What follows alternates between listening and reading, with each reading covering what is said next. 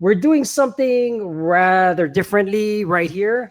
So it should be coming on, and I just want to say that it's it should be coming on live right now. There we go. So I'm gonna share it to her page so her viewers can see what's going on. And what's gonna be so different is I have to share this to Tasha's page, right? And then we can get right into what's going on. It just so happens that her camera wasn't working at the time. But now, before we start off and going through, Tasha, how you been going on with the quarantine going on and stuff like that? No, it just cut out for a second. I'm sorry. Oh, That's all right. there we I'm go. hearing you. Yeah, you're Okay, fine. In fact, move your camera or move towards your left right there. Perfect. So I can see you. You can see me on the page and understand that the show must go on at certain is it? some point, right? Yeah, is it Because okay? yeah, you're fine. I'll point it towards down towards you, and we Down. can get on with this show because a little bit more to your right, so we can get you centered. Perfect. Yeah, Better. something was going on. Something was going on with her camera on her computer. Had to get some had to get some things going on, so at least she can see what's going on. So Okay. I just want to ask you, how's it going on with the quarantine on your end? What you been doing? What you been up to? Actually, honestly, for me, and I think for maybe a lot of us that have been through this before, this has been having been away before. And having some structured routine. I'd actually built a gym in my garage right when this all happened. So thank God I still have that to hold on to, and I've still been going to school. So I'm not working, but this is compared to what we've been through being locked up. This is very different. Right, right. I mean, like I wanted to ask you. So we titled this thing. We titled saying you've been arrested 30 times for the same charge. That gives you an expertise on what's been going and how you've changed. And before we get going, explain to the audience what's that all about. So basically, I had for my first charge, I'd gotten arrested, and this is a really big thing for me, being enabled and keep being able to get out of jail so easily. So I had bailed myself out several times, and because I, had this feeling because of everything I'd been through that I could just keep bailing myself out and not face any consequences. I didn't learn my lesson, and I just kept doing the same thing over and over and over again. All right, all right. I mean, sounds like you have some things under your belt that you can give to our audience some insights, right? I would like to, Tasha, can you move your camera to your right and a little bit down so we can get you centered in the face? There you go. Is Perfect. that okay? That's perfect. This way we can see. We got to see your name with the Real Talk logo. Real Talk. All right, guys. Let's Is that let's better? get going.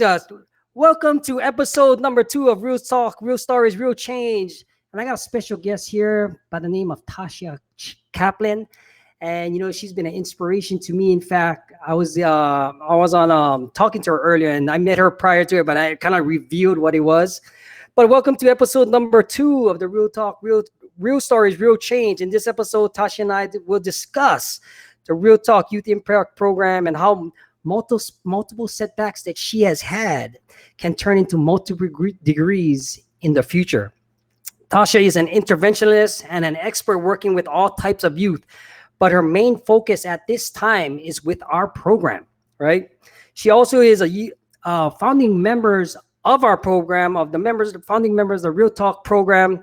She has a degree in Associates of Science and will be graduating with her bachelor's in kinesiology this fall and will be pursuing her doctorate in the following semester.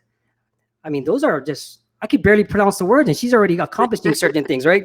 She also has worked as a research assistant in the exercise physiology department here at our very own UNLV. I mean, it's my honor to be interviewing you. And all right, Tasha, give a little bit about yourself before I start asking you some of these questions. First, I want to say thank you for having me on here. I'm sorry to give you such a big mouthful. Just so people know, kinesiology is just a really fancy word for exercise science. So don't know why they made it so difficult. But yeah, so I grew up in California. I ended up, delving into drugs when I was about 15, and it led me down a really bad path. And that addiction just got worse and worse and worse until I ended up being in and out of the federal system, I want to say for over 20 years.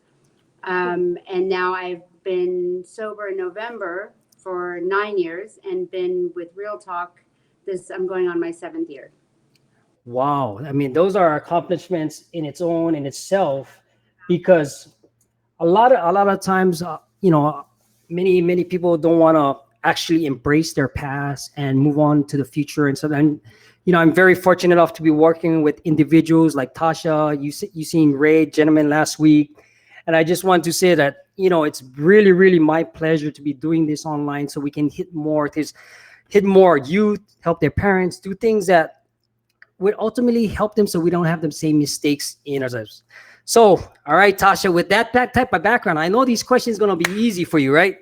Sure. What made you get involved in working with at-risk youth or the program? Well, basically, as soon as I came out, I wanted to seek out some way for me to give back. Being away, I had a lot of time to reflect, and I knew that a lot of my problems stemmed from things that I went through as a child growing up. And so I really wanted to find a program that worked with kids, and if I could help kids not make the same mistakes that I did, um, I would love that. I was very fortunate to find Cherie in Real Talk, and it was in the inception of the program when I was in the halfway house. Right, right, right. It's such amazing when you hear Tasha's story and stuff like that. Like Ray mentioned, we've been doing this for quite some time, but every time there's a different story to a different child, a different situation. That's why we like to bring women, we like to bring men, with different viewpoints, so that it can actually hit the core of their soul. So, Tasha, what is your role in the program, and what is it about? So basically, my role is somewhat of a mentor. What we do is we get to tell our story to these kids. And, we have so many kids that come through the program. It's a 3-month program, and they get to hear different stories, because my story might be relatable to one child, whereas yours is relatable to another. And so, I tell my story just like, you do. There's 3 of us that do that.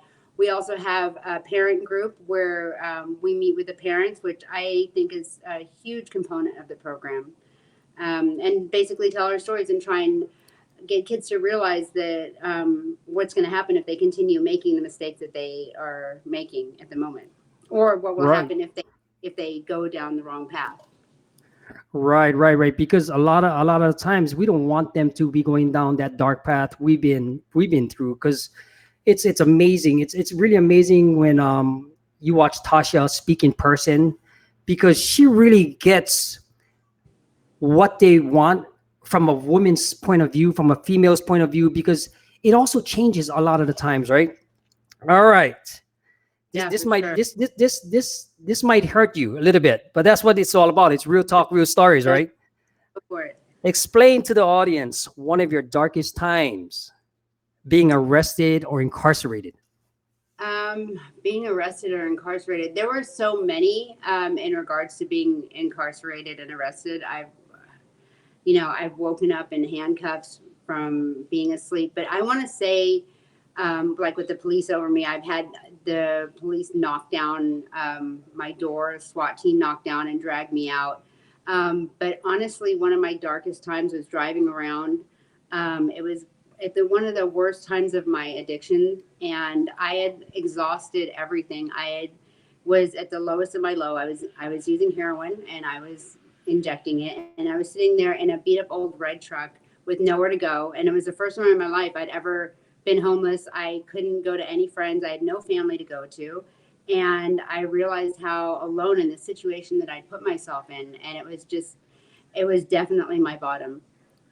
Right. I mean, it goes to show, like Miss Cherie, whenever the director, she likes to call us the doctrines of the street, because of our background and understanding that we don't want nobody going down this path. When you see all of us in green shirts, we have experience and wisdom under our belt that we want to share with these kids, the parents. And it's really shocking that, in today's society and today's world, certain things have to change. And, like, for example, just that story alone, being kicked down the door, I can relate to it, and doing all this other stuff. But you mean that's just one story. Yeah, Tasha has many stories. there are so many. There Yeah. are tons of stories. Right. All right. So let me ask you this. Since we're, how has your educational path in kinesiology changed your life? It's been such a huge part of my life, and I actually got brought to that from being locked up. When I went away, I went into an intensive drug program. It was the RDAP program, and Hmm. I chose to spend my time detoxing and then getting better exercising. And it's something I'd done previously in my life, but I really found a new passion for that, which is what led me to getting my degree in kinesiology. I wanted to do something where, I saw how much exercise and nutrition changed my life, and how it changed my how I perceive things, how it took away depression, how it just it made it able for me to get through that period in prison. And I wanted to be able to find a way to help other people do that. And with kinesiology and then going into occupational therapy, there's so many ways you can help people using exercise, movement, nutrition to heal themselves, better themselves, and just live a great life. Right. For the most part, that's why one of the reasons is like I put the title in, arrested for 30 times for the same charge, but at the same time, you know 30 setbacks might equal to multiple degrees moving forward, because you know from where Tasha started, right? She can be very proud of where she came from, where she is right now in her life, how much people she's helping out, so that they don't have to go through the same turmoil problems that we we actually, want to deter some of these kids. And the parents has so many things they can do, and using us as an example that anybody can make setbacks, anybody can have turmoil, anybody can have a past, right? Anybody can move forward with. I mean, look at the top of, when you read off what she's accomplished in such a short amount of time. It's like I should be really like, yes, it's something that she can be proud of, right? That we want to set a good example for what can be done, especially for people that might not in this desperate time need a bit of hope Right. after this all comes out too, right? All right, bonus question. But if I Bonus, okay, can I jump in on something on that? absolutely, yeah. Um, Sorry, it's hard because I can't really see you, so it's hard to having this discussion because of my technical difficulties. But I think that is also a really huge component that I love about Real Talk is we have the kids that go through the program, and then we also have the extracurricular activities for them. And there's a professor that we had a class with last semester. Her research was in depression and college age students and their cardiorespiratory fitness, and how that actually really aids in depression, and Hmm. the and how many people can feel so much better just with exercise or movement. And that could be part of the extracurricular activities that the kids do. And I just think that that's so important, even if you're not in the program, especially in the time that we're in right now, is to do something, is to move, is to get some structure. And it'll make things a lot easier in your life, I think. Right, right, right. It's just, I mean, guys, if you see us overrunning each other, it's because her camera didn't work, so we had to kind of like do something so that we can at least get her on screen, get this thing going. And I want to bring you something. So let me ask you, how is it? How how important is it physically and emotionally that these kids get out after they get in quarantine? Because kids is going crazy right now in their house and their parents. How important is it? I think it is so important. Like I was saying, I think it's one of the most important things that they can do, even if it's just for short bursts of time. If it's 10 minutes here, taking your kid for a 10-minute walk here, going out on a bike, having them play, getting some form of it doesn't have to be like structured exercise, just some form of movement and playing and getting their endorphins going. It will really help get them through this time. I'm a huge advocate for that. And I see what a difference it's making for me. The first 4 days of our whole quarantine, I was kind of like stuck in this. I didn't have the gym together yet. And I didn't, I started going down that rabbit hole of just not doing anything. And I was like, no, stop. And I was like, this is not happening. And I woke up the next morning. I'm like, okay, I'm just going to act like I have somewhere to go. And I'm going to continue on with my routine, have my caffeine in the morning, work out, have some structure in your life and keep moving throughout the day. I think it's really important to do that for your brain, for your emotional health, for your physical health. Right, right, right, right. Okay. Now, before we close out, I mean, we're getting to the kind of midpoint mark where, you know, before we close out, what message would you tell the parents of these at-risk youth or any youth for that matter? Two really important things. One, to stop enabling them, to set some boundaries. That was my biggest problem, is that I was being enabled. Structure is really important. I know I've said it a few times. And the other thing is to be involved with your kids. Do those activities with your kids. It's so easy for everybody to sit on their iPad or on their phone or on TV and, I don't want to deal with this, so I'm going to block it out. Well, at the end of the day, it's not helping anybody. Love your kids, enjoy them, be active with them, and just be involved with them. Right, right, right. Because a lot of times we talk to the parents. We have a separate parent group that we get. There's speakers, and some of us go talk to the kids in another room, and some of us go talk at the parent group. Let me ask you a personal question. What was one question a parent asked you in that parent group that kind of hit your soul that you addressed? I'm going to say that my daughter didn't love herself. Like, how do I deal with it? And that's, I think that goes back.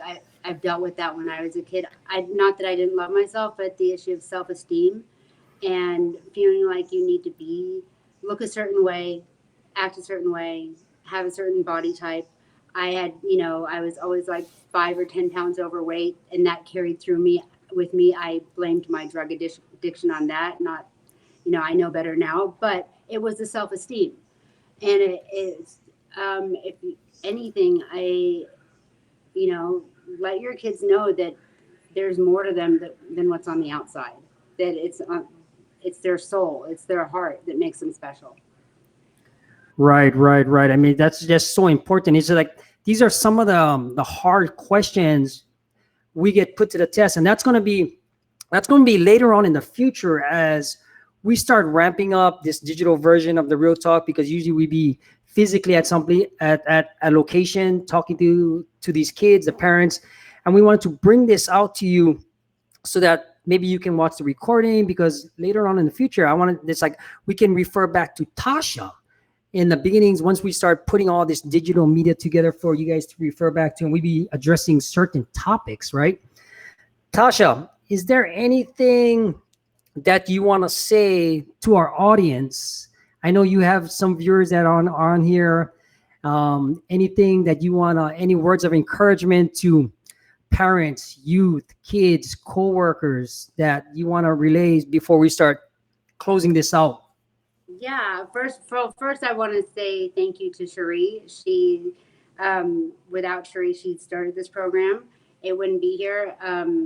And with her passion, and she's given up so much for these kids and for us, to make this program happen. And honestly, this program is grounded me. It's my program. It's like people have Right. NA, or this is my program.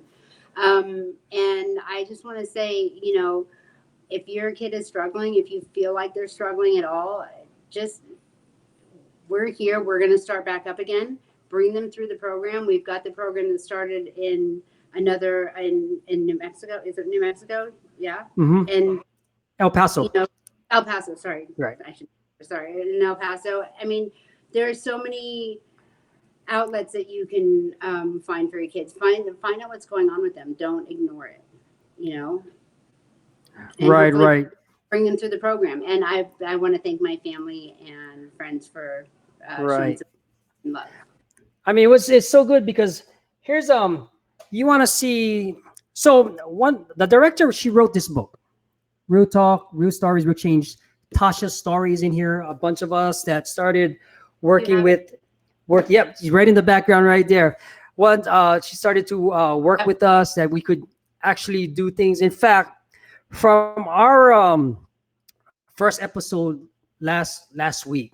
I mean, I just want to give out a shout out to my homie Big Hernandez Mikey out there all the way from San Luis. Is it Cabo or somewhere? Right, because guys, when we did this last week, right?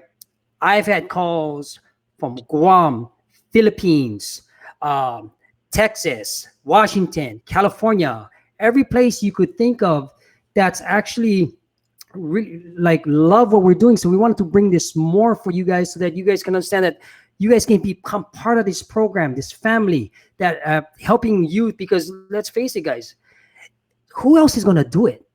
Right? Who has the experience? Who has the wisdom to do things like this? Like Tasha, like Ray, many more speakers. I'm gonna be bringing on so that all we want to do is inspire, educate, and provide some motivation so that people can make the right decisions.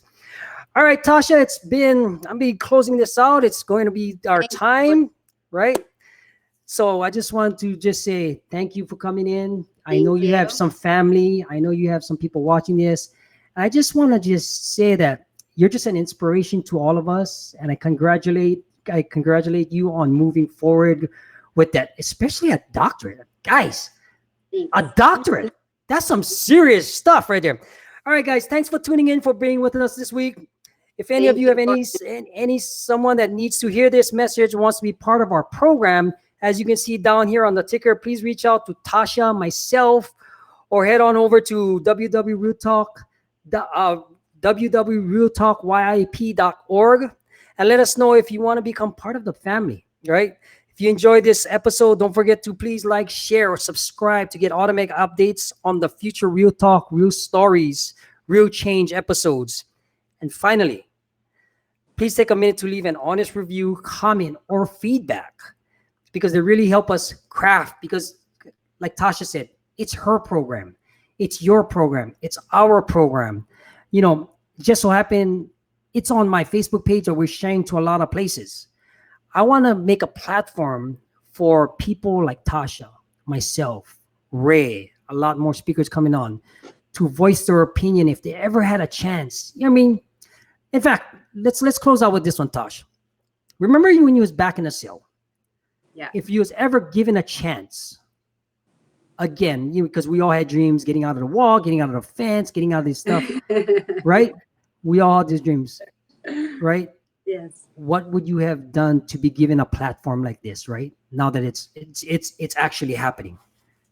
Oh, it would have been so amazing. I would have done anything for this platform. And honestly, I had talked about wanting to do something. This was so important to me, like wanting to do something like this to give back, and actually finding Real Talk in Cherie literally within, I think, 2 weeks of me being in the halfway house was the greatest blessing I've ever had. This, it's just phenomenal. I can't say enough positive things about this. And I also want to say you have been an incredible inspiration to me as well, Gordon. From the very first time I met you, which was way before we even realized to talk. But you've done so much, and doing things that people said you couldn't do, from work, getting a job in a casino with your record and things like that. These are things that, you say things about me being, going for my doctorate, but you've achieved some amazing things. You've got a beautiful family. You're doing amazing things as well. And I think we all are doing amazing things in our own way, and we all contribute in our own way. And I just want to thank you for you also. All right, thank you. I mean, man, I don't know what to do. My head just got real big. All right, let's close it out, guys. Thank you. I'll be bringing on the next speaker. Plan next week, Wednesday, same time. Guys, I hope you enjoyed the program. I mean, we're changing lives. I want to start with you guys. All right, Tosh. All Have, right. Thanks, no Gordon. problem. Have a good night, guys. Be safe and be kind to one another.